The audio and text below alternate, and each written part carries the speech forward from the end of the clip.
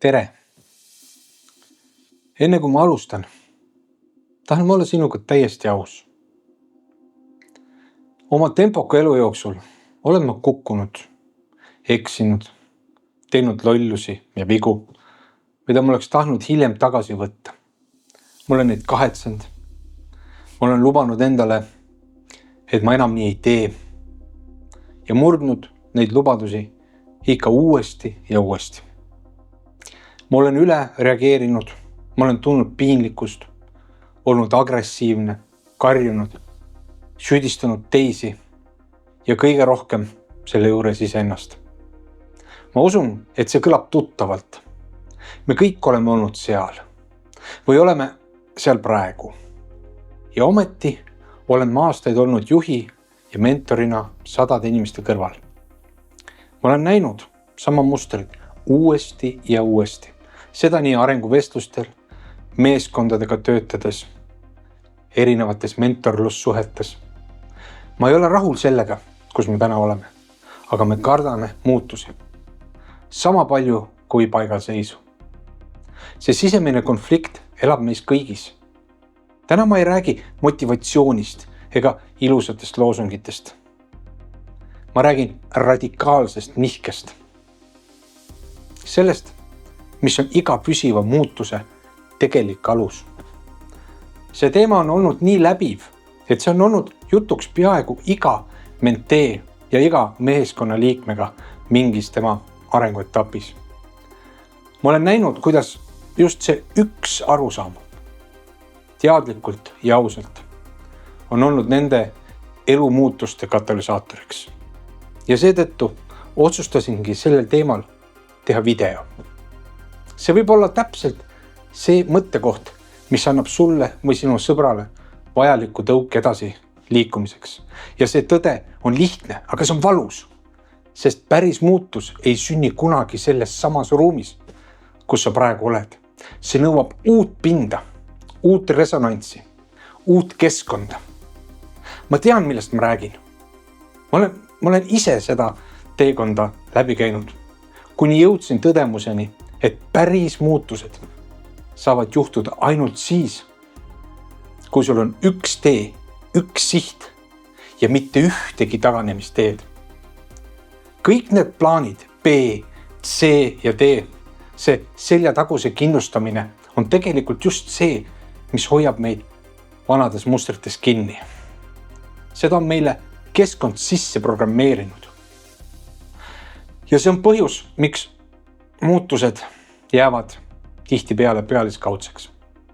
Juba Einstein ütles, täpselt sama probleemi ei saa lahendada sellel teadvuse tasandil, millel see juba tekkis.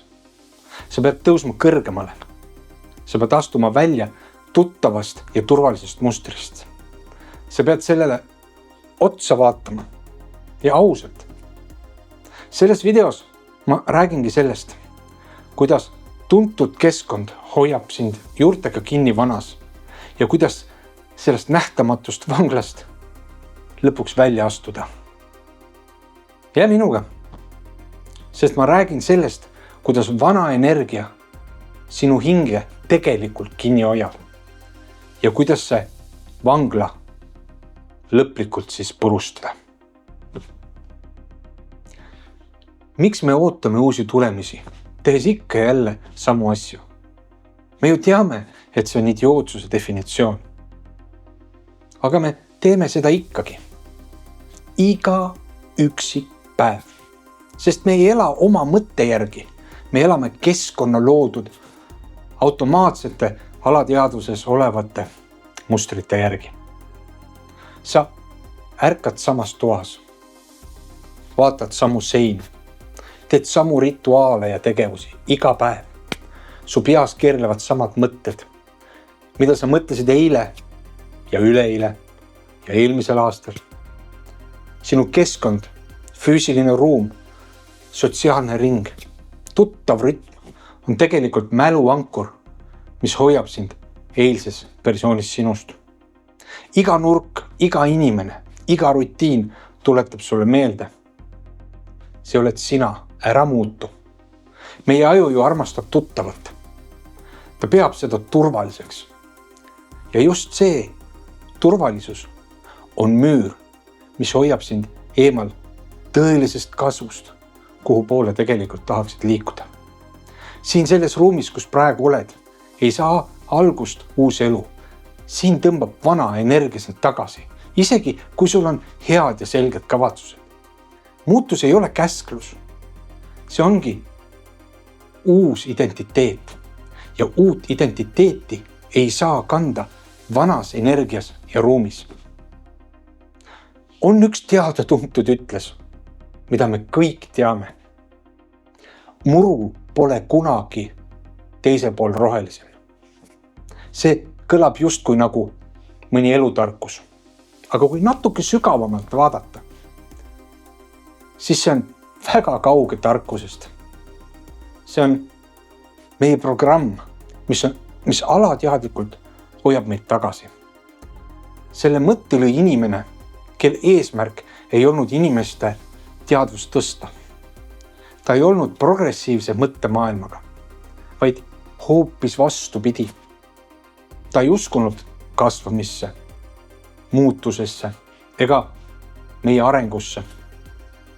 See ütlus loodi selleks, et hoida inimesed samas kastis, samas keskkonnas, samas reaalsuses, samas hirmus. See väide ütleb sulle, ära liigu, ära muuda midagi, ära usu, et kuskil mujal saab parem olla. See on passiivne keel, mis väidab, et ükskõik, mida sa ka ei teeks, sa ei võida nagunii, aga tegelikkus on hoopis vastupidine. Muru on alati lohelisem seal, kus sa julged seda ise kasvatada. Seal, kus sa vahetad ruumi, keskkonda, energiat. Seal, kus sa lood midagi uut. Seal, kus sa astud enda eest välja. See ütlus loodi, et summutada muutuse kutset.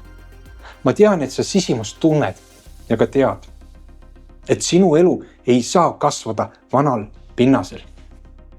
Sinu järgmine versioon endast ja elust saab sündida vaid uues mullas, uues pinnases. Ja vahel ongi kõige targem, kõige vapram, kõige ausam tegu lihtsalt astuda teisele poole, kus tunned, et pinnas on õige ja luua sinna ise oma roheline muruplats. Me ei ole vanglas. Me ehitame oma vangla ise. Ahelad, mis meid seovad, ei ole kunagi välised. Need on sisemised. Ehitatud hirmust. Hirm ebaõnnestuda. Hirm tundmatu ees. Hirm loobuda vanast versioonist, mis meis endas elab. Hirm, mida teised arvavad. Kõige salakavalam neist on aga üks plaan B. See on varuka plaanindus. See tundub loogiline ja mõistlik. Seda ju meile alati õpetatud. Aga filosoofiliselt on see hävitav. Kui sul on plaan B, siis sa ei usu täielikult plaan A-sse. Sa jätad endale tagasi tee. Sa jätad endale võimaluse põgeneda. Sa jätad endale õiguse ebaõnnestuda ilma, et peaks päriselt muutuma ja pingutama. Ja kui sa ei lähe nii-öelda all in, siis ei loo sa kunagi ka radikaalset muutust oma ellu. Sa jääd elu lõpuni olema inimene, kes on pooleldi sees ja pooleldi väljas. Piltlikult elad inimesena, kes püüab tuld süütada vihma käes märgade tikkude ja märjapuiduga. Muutus endas vajab kuivust, selgust, kohta, kus ainus valik on minna edasi. Seal hakkab ka sinu identiteet vahetuma. Kõik, mida sa otsid, enesekindlus, rahu, selgus, uus elu on alati teisel pool hirmu. Aga hirmust ei saa üle ainult mõeldes. Hirm sureb uue keskkonna ja julge teostuse mõju all. See tähendab, vaheta ruumi, mine teise kohta tööle, muuda oma ümbrust, vaheta laud, vaheta rütt, vaheta teekond. Isegi üks objekt laual käivitab uue mõttemustri. vaheta tempot, katkesta mõni vana rituaal, kaota müra, loo ruumi. Kui lood ruumi, siis tühjus on koht, kuhu uudsus saab sisse astuda. Või vaheta inimesi. Sinu tänase olemuse ja energia keskmik on otseselt seotud nende 5 inimese energiaga, kellega sa kõige rohkem aega koos veedad. See mõjutab absoluutselt kõike sinu elus, suhetest kuni materiaalsuseni välja. Kui nende sagedus on vana ja ei toeta sinu nägemus tulevikus, siis sinu soovitav muutus sureb vaikselt lihtsalt ära. Kõik suured filosoofid ja loojad rõhutavad täpselt seda sama. Muutus algab seal, kus vana resonants katkeb. Kui keskkond muutub, aju loob uued rajad. Kui rajad muutuvad, käitumine muutub. Kui käitumine muutub, siis tulemused muutuvad. Ja kui tulemused muutuvad, siis identiteet vahetub ja keskkond sinu ümber vastavalt. Sa ei ole ohver, sa oled oma elu arhitekt. Ja esimene töö arhitektil on mis? Lammutada vana vundament, et tagada sobivus uuele kasvule. Teeme ühe praktilise harjutuse ka. Nimetaksin seda sellist teadlikkuse ankuriks. Ja see võtab kõigest ainult 1 minuti. Aga selle mõju võib muuta su elukurssi, kui otsustad selle oma igapäevasesse rutiini tuua. See on 3-6-9 teadlikkuse harjutus. Ehk esimeseks 3 hingetõmmet, rahunemine, sulge silmad, hinga 3 korda sügavalt sisse ja välja. Lase kehal maha rahuneda ja meelel aeglustuda. Teiseks, pane 6-sekundiline fookus ühele küsimusele. Küsi endalt ja hoia fookust vaid 6 sekundit, kus mu elu reageerib vanale selle asemel, et luua uut. Ära analüüsi, lihtsalt lase küsimusele endasse vajuda. Ja 3, 9-sõnaline kinnitus. Uus suund, loo endale 1 lause, mis algab alates tänasest ma valin. No näiteks, alates tänasest ma valin uued teed vanade ahelate asemel. Ja pane mikrosamm sinu igapäevasesse ellu. Kirjuta see lause üles. Pane see kohta, kus näed seda iga päev. Loe seda hommikuti. See aitab uuel suunal hakata sul sees kinnistuma. Minu elu ootab mind ja sinu oma ootab sind. Aga enne, kui saab tekkida uus algus, on 2 küsimust, millele tuleb vastata, sest ilma vastuseta edasi liikuda ei saa. Kas keskkond, kus ma täna olen, toetab minu muutust? Või püüan ma jätkuvalt ehitada uut elu vana vundamendi peale?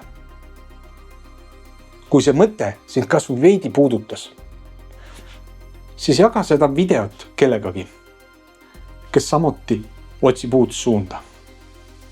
Mina jätkan nende ausate ja praktiliste teemade avamist ilmselgelt ka tulevikus, mis loodetavasti aitavad sul luua elu, mis ei sünni juhuse, vaid teadliku valiku kaudu. Seega, aitäh sulle ja kohtume järgmises videos.